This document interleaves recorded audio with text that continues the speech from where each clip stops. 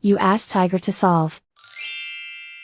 This deals with linear equations with one unknown.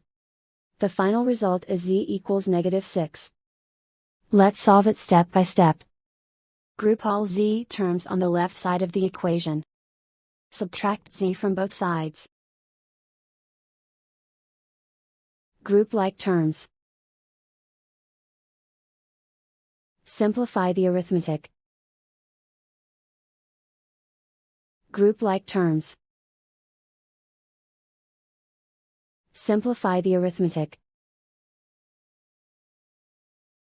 Group all constants on the right side of the equation. Subtract 6 from both sides.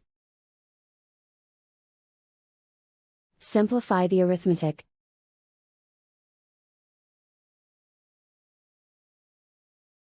Isolate the z. Divide both sides by 2.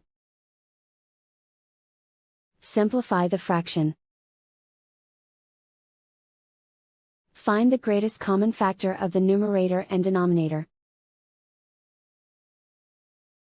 Factor out and cancel the greatest common factor.